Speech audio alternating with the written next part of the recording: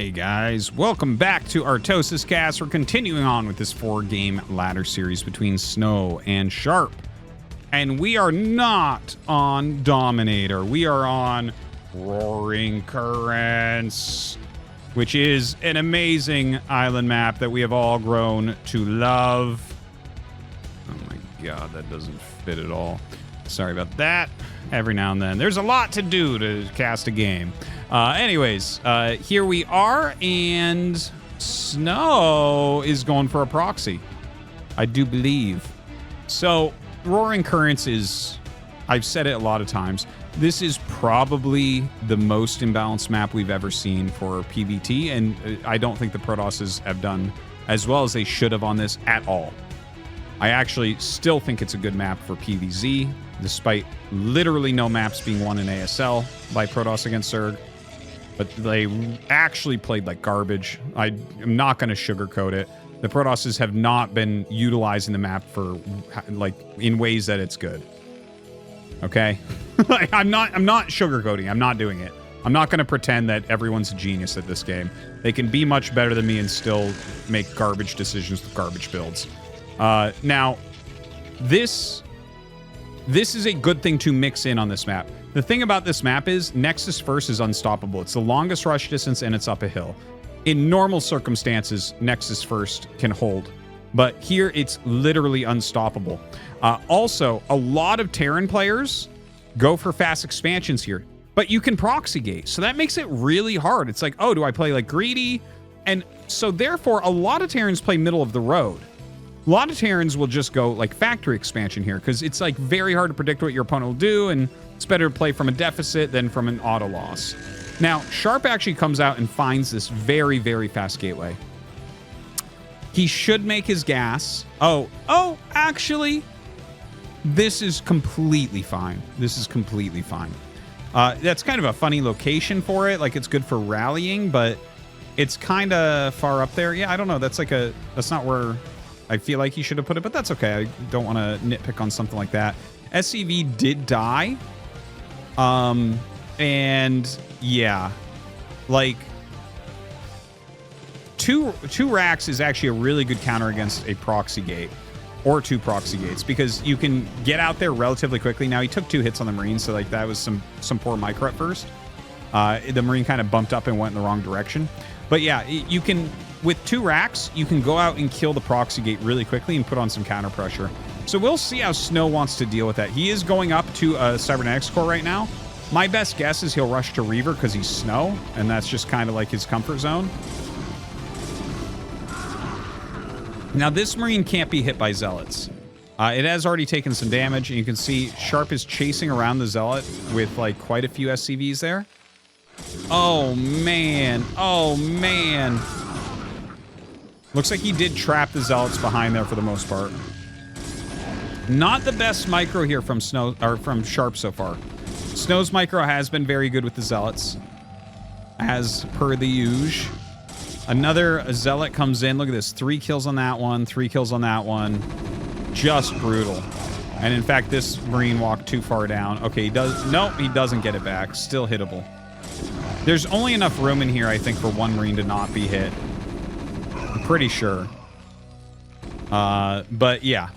You can also put a Senga Depot here to make a second area where a Marine can stand. But with the double barracks production, as you see, like he eventually does push these Zealots back. And goes after the gateway now. Now, 5 Marines against 2 Zealots and a Dragoon. The Zealots and Dragoon will win. This is... Okay, 7 Marines plus SCV. I believe the Marines are going to win this without too much problem. Oh, wow. The Dragoon actually finishes. He brings up another one. Kind of weird on the targeting there for a moment. But as you can see, guns down the Zealots very, very quickly. And it's a proxy robo. Yep. Now, this is only 1 Dragoon. So there's nothing at home to really help, but there is a gateway on the way. When range finishes... Oh, this is funny. When range finishes, like, Dragoons can endlessly kill unupgraded Marines. Like, endlessly.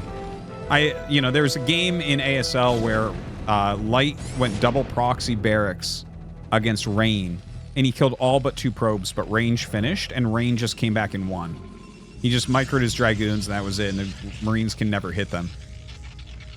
Okay, a bunch of Marines sitting up here on the high ground. He did not actually counterattack, which I feel like that's a bit of a mistake. If you make this many Marines, I can't think of a reason why you would not counterattack your opponent, because they literally scale not at all. They become completely useless really quickly. Like, for instance, as soon as the Reaver's out, they're basically completely useless.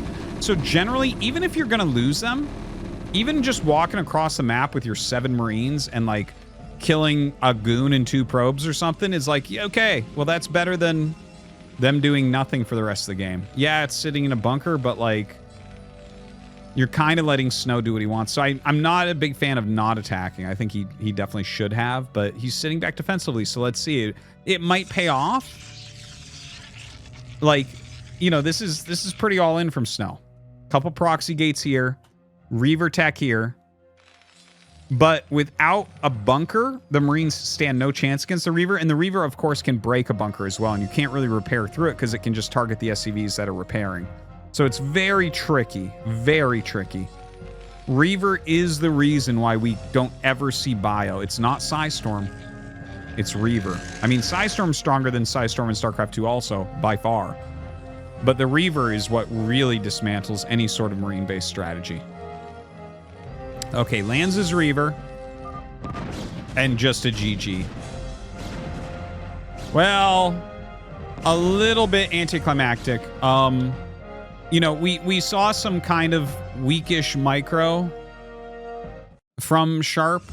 A little bit of weakish micro in here. Like when he was running back and forth through here. I find it really useful during Zealot Rush to add another depot here because you have 2 areas where Marines can stand where Zealots can't hit them. I understand the block here to stop the Zealot from rotating, but that didn't seem to help all that much. But I think the big mistake from Sharp, like those are nitpicky, but I mean I was literally just talking about it, is you got to attack. Like you can't let 1 Dragoon like scare you that much, I don't think. Right? Like you could tell the way it was kiting that it didn't even have range, right? So like you can, yeah, maybe it'll kill 2 or 3 Marines. Well, probably not even 3. Like, if you just use an alternating move command, attack command. So what you do in this situation... So if you're fighting Marines against a Dragoon that does not have range. If it has range, then you're, like I mentioned, like you're basically dead, right? So what you do here is you right-click for moving. You don't want them to shoot as soon as they're in range because the goon will just jump out of range and shoot them. What you want is you move until you're close, and if the Dragoon stops to shoot, then you stop to shoot, and you're just dealing more damage. Because the Dragoon is doing 10 damage each shot, and each Marine is dealing 6 damage each shot. Okay? So if, like, Sharp could have gone across the map here. Worst case, he meets a second Dragoon here. And that's fine. He has 2 racks. He can make 2 more Marines and make a bunker. Or 4 more Marines and make a bunker, whatever he needs. So I feel like this was the big reason why everything went wrong. Because, like, if you do attack with this, I mean, he's got literally nothing. He's got nothing. The probes have to fight. And then you're really aware that there's an all-in coming. So I think that this was, like, look. Just move, move, move. Why do we turn around there? 1 Dragoon with no shields is running away from you. I don't understand the turnaround at all.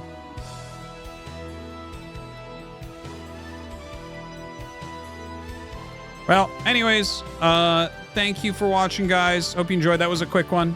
And we'll see you next time.